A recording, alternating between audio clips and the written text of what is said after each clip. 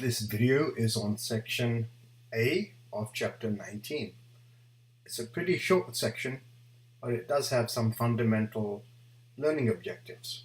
The first thing to realize is that in biological reproduction and necessity, different organisms have come up with different solutions. These solutions fall into 4 different types of bucket.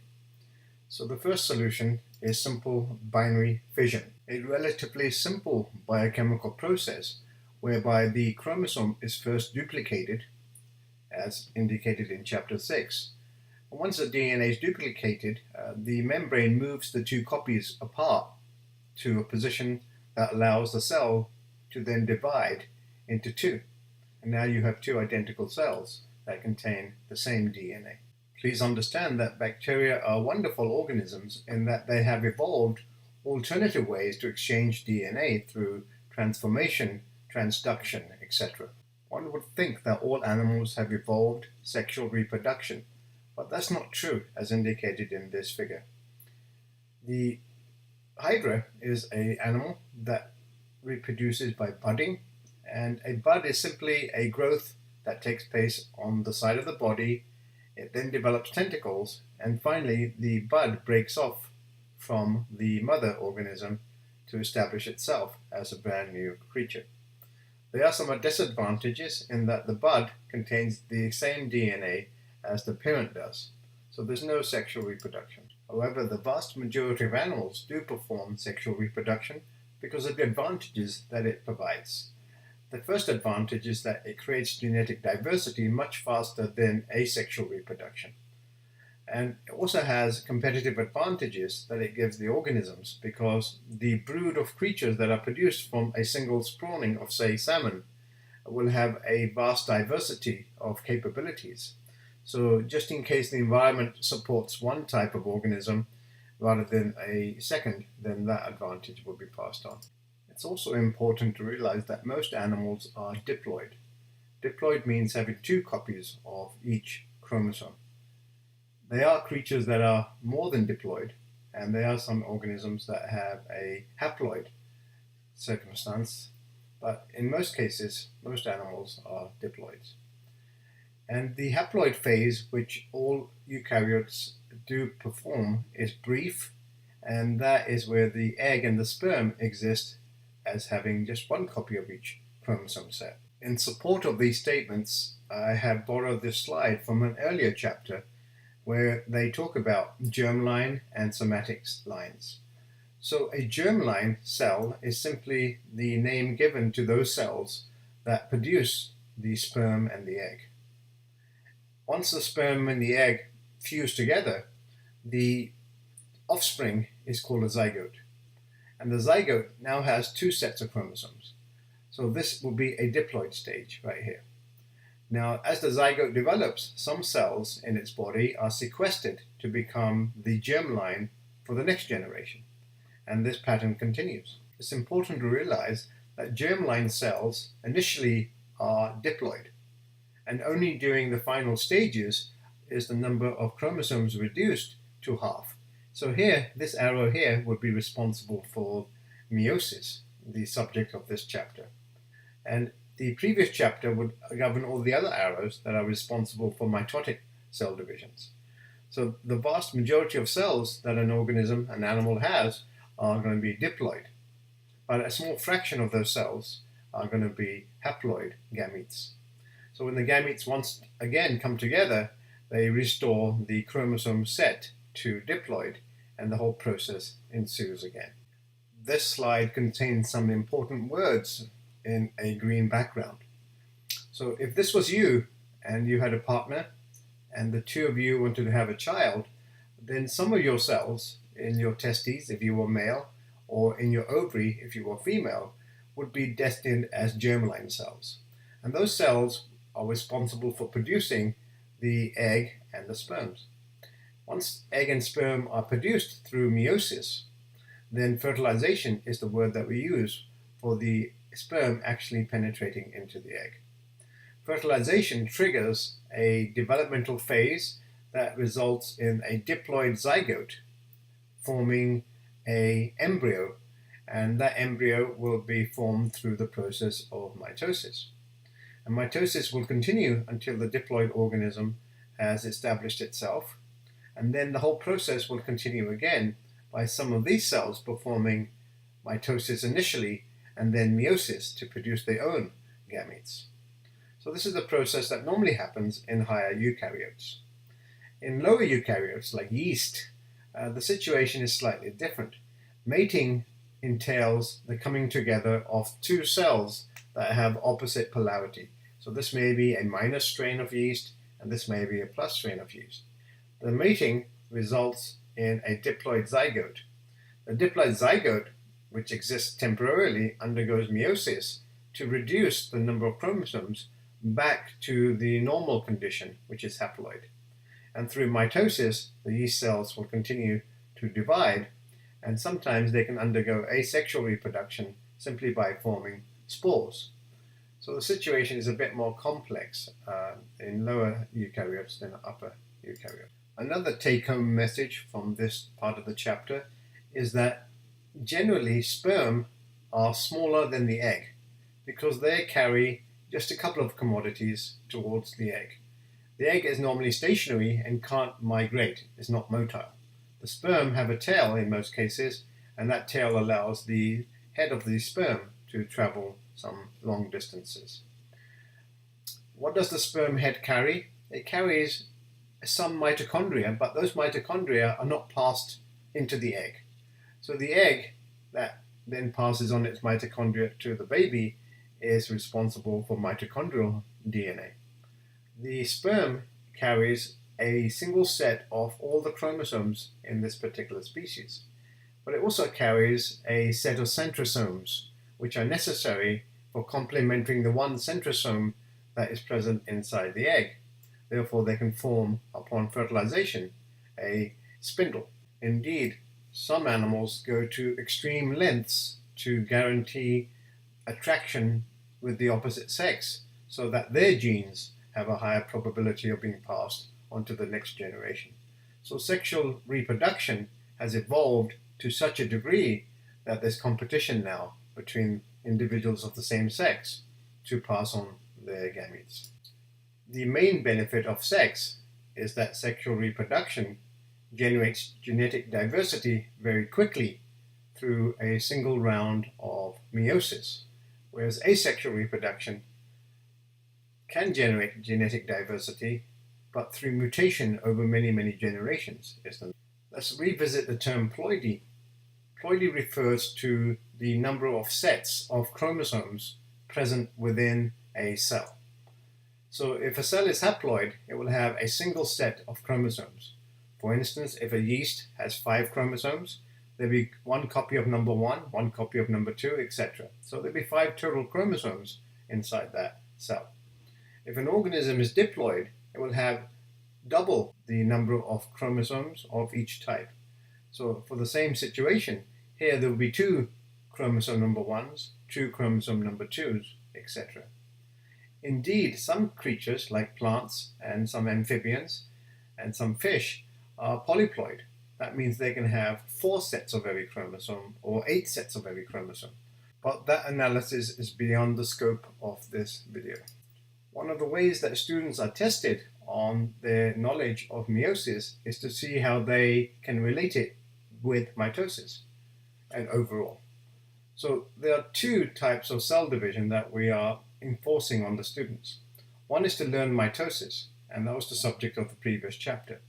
So in mitosis, you simply end up producing clones.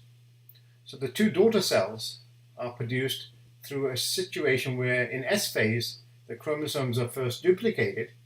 So technically that cell now has a tetraploid condition. And then very quickly, the 2 daughter cells are produced through a cell division process and a nuclear division process. And the nuclear division results in the halving of the number of chromosomes back to the original number present in the parent cell. In meiosis, however, the first phase is the same. The chromosomes are duplicated during S phase, and now you do have inside the same cell twice as much genetic material. But the difference between mitosis and meiosis, the general difference, is that there are 2 rounds of cell division which follow each other pretty quickly in most circumstances. So during the first round, the cells contain the same genetic material as the mother cell, but then there's another round of cell division that produces, this time, normally 4 haploid cells, each containing half the genetic material of the starting cell. If mitosis is called a cloning type of cell division, then what's the name given to meiosis? Well, the answer is it's called a reductional type of cell division, where the amount of genetic material by the end of the process is reduced to half. And there's a couple of other differences too that we're going to go into in a few moments. The other main difference is that mitosis produces 2 cloned cells, whereas meiosis normally produces 4 haploid cells. One of the most fundamental differences between mitosis and meiosis is what happens to the identical or near identical sets of chromosomes that are present in diploid organisms.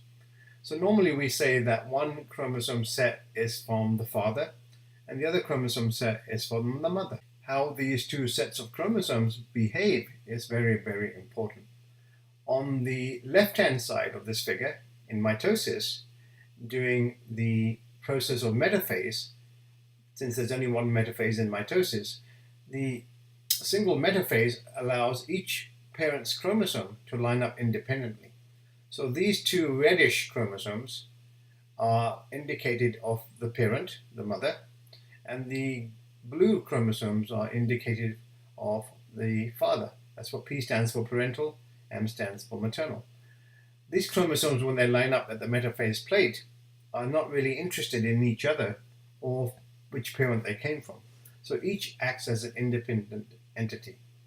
In meiosis, however, in meiosis 1, the first time the metaphase plate is generated in meiosis, the maternal and the paternal chromosome pairs line up with each other, and they form something called a bivalent.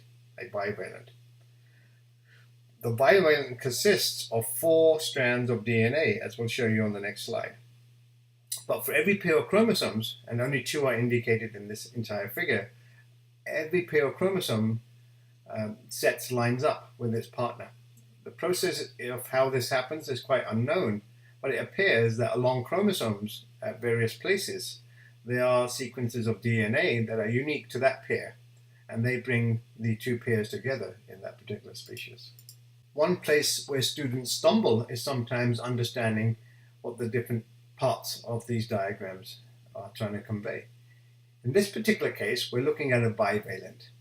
And a bivalent simply should mean to you now 2 chromosome sets coming together of the same type. So these are homologous chromosomes. So these could be chromosome number 1 from the mother and chromosome number 1 from the father.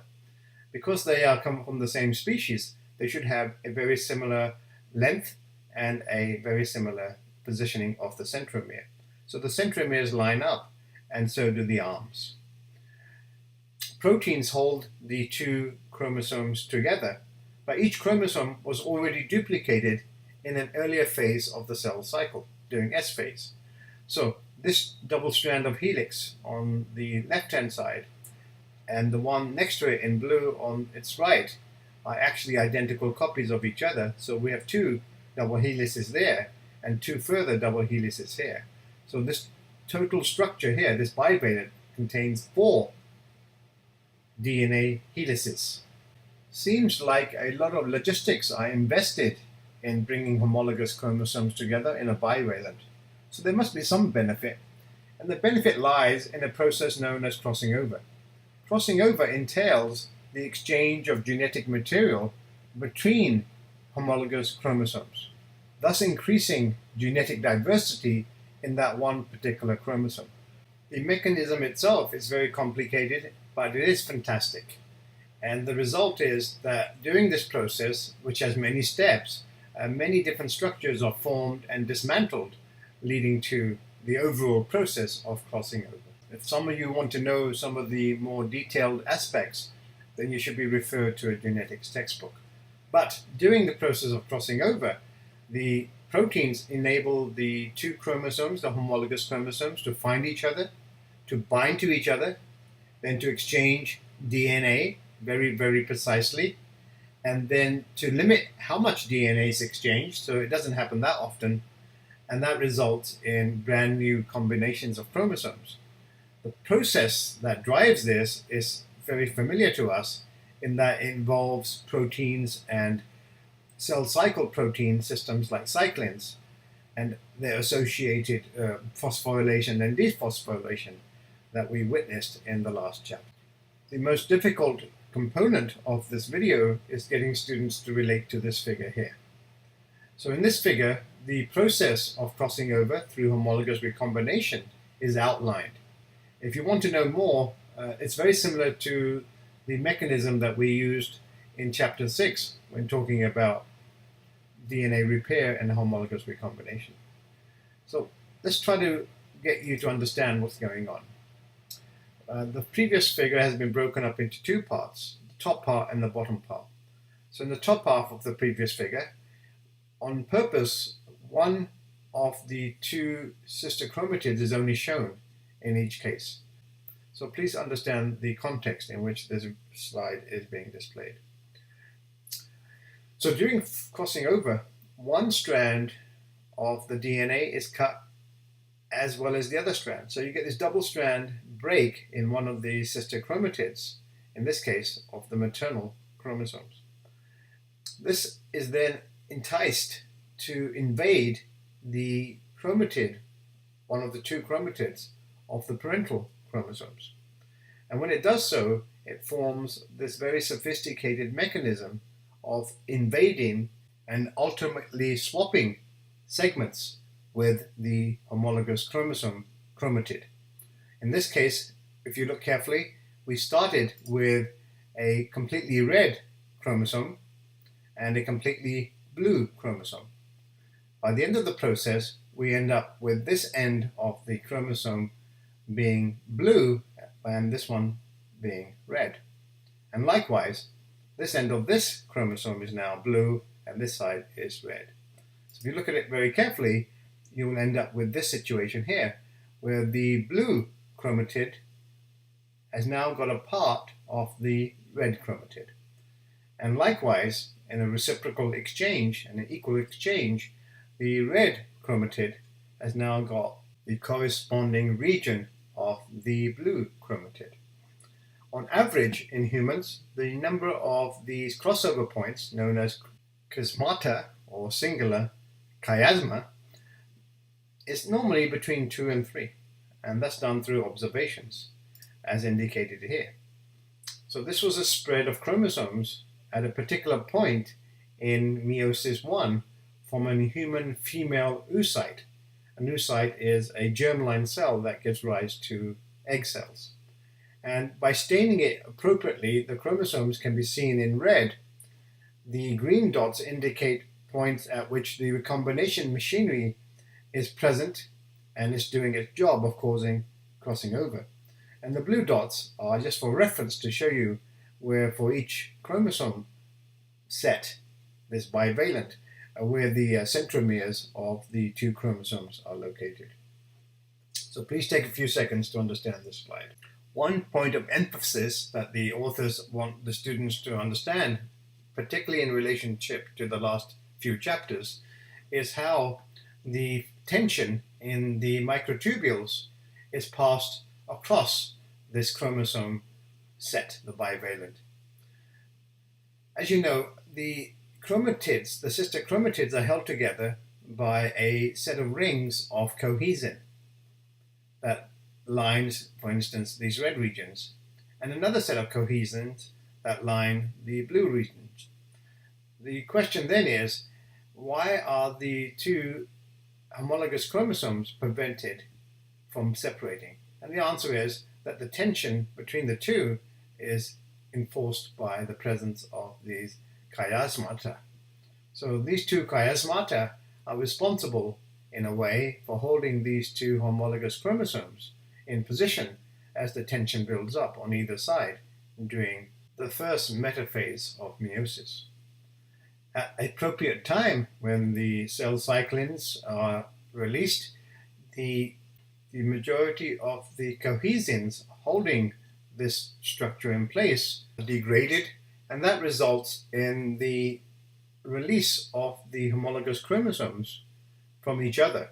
And now, during anaphase 1 of meiosis, they're pulled to opposite poles. One important point that's made in the copy is that most of the cohesins are degraded, not all of them.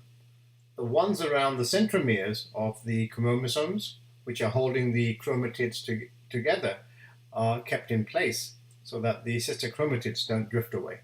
If one follows one of these homologous chromosomes through into the next phase of the cell cycle, meiosis 2, and metaphase there, you end up with this situation. So here we have one of those homologous chromosomes with its sister chromatids still held together at the centromere. And the process from this point onwards is the same as we witnessed with mitosis, where kinetochores are now present on opposite sides of the sister chromatids. They attach to opposite poles of the spindle, therefore being pulled during anaphase 2 of meiosis to opposite sides. And you can see that the arms of these chromosomes, which are now called chromosomes, these arms carry the results of crossing over that happened in meiosis 1. As mentioned earlier, the point of sexual reproduction is to quickly generate genetic diversity. So a part of this process entails the randomness by which parental and maternal chromosomes are intermixed into the gametes. And that's indicated by this figure here. For simplicity, only 3 sets of chromosomes are shown. The maternal chromosomes are lined up on the top, and the paternal chromosomes are lined up at the bottom. But the colors are more important than their positions. So the father gave the yellow, the black, and the blue chromosome, and the mother has contributed the red, the brown, and the green chromosome into this individual. So this would be you, and these are the types of chromosomes that you received from your parents. So in your process of making your gametes, so that you could have children, you can shuffle these chromosomes into various eggs and sperm that you will make. And the answer is, how many combinations are possible is given by this equation. So 2 is the alternative position that green maternal chromosome could occupy, either at the top or the bottom. And that's where the 2 comes from. And the n refers to how many chromosomes your mother gave to you. And in the case of humans, that should be 23.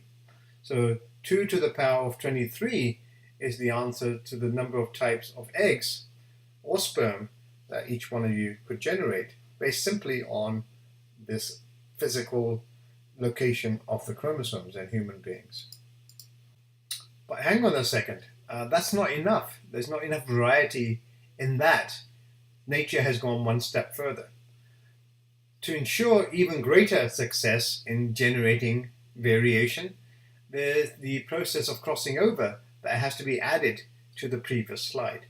So as we said, crossing over in general for human beings introduces 2 to 3 positions along the chromosomes where exchange takes place between the parental and the maternal chromosomes. So if you add that to the mix, then the probability of producing identical gametes is almost limitless, more than the number of human beings that have ever existed on the planet. So unless you are identical twins, then you are so unique that nobody else like you has ever existed thus far. It's important to realize that this process, this very sophisticated dance of the chromosomes in a cell cycle, is not flawless. Sometimes mistakes, and in fact quite frequently mistakes are made, where the number of chromosomes passed on to the daughter cells is not even. And that's one of the mistakes, and it's called non-disjunction. So this is a genetic term, non-disjunction. It simply means that the chromosomes were not segregated, split evenly amongst the daughter cells. In this particular example that the book picks, they pick the most common mistake that's made in humans with respect to non-disjunction. So chromosome number 21, one of the smallest chromosomes in the human repertoire, and remember human chromosomes are numbered from the largest, number 1, down to the smallest, chromosome number 22. So chromosome 21 is really one of the smallest chromosomes. It is the most common chromosome that ends up being passed as 2 copies to one side of meiosis rather than the other side. So some of the gametes get none, and these are basically unviable. They cannot be fertilized to produce a viable human. But in this case, the other set on the left-hand side here could become sperm or eggs, and when they are fertilized, they will result in a cell that contains 3 copies, 2 from this gamete and 1 from the normal gamete coming in. And that is called trisomy. Trisomy simply means 3 copies of a particular chromosome. So because we're dealing with 21, then you'll have trisomy 21, and trisomy 21 has a more systematic name known as Down syndrome. Just to round things off, then the other word that complements meiosis is fertilization. Fertilization brings together sets of chromosomes to restore the original organization in the diploid organism of 2 sets of each chromosome. This figure shows a human sperm fertilizing a hamster egg. Why? Because of experimentation. We wanted to know how things happened. But the same process, we believe, takes place when a human sperm fertilizes a human egg.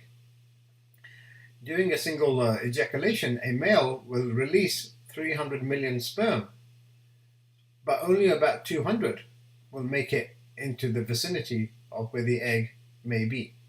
And if that egg is there, then we have fertilization take place.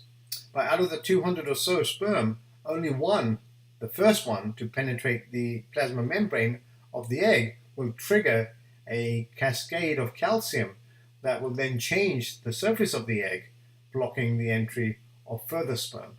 So this guarantees that the fertilized egg is diploid and not any other condition. Thank you so much.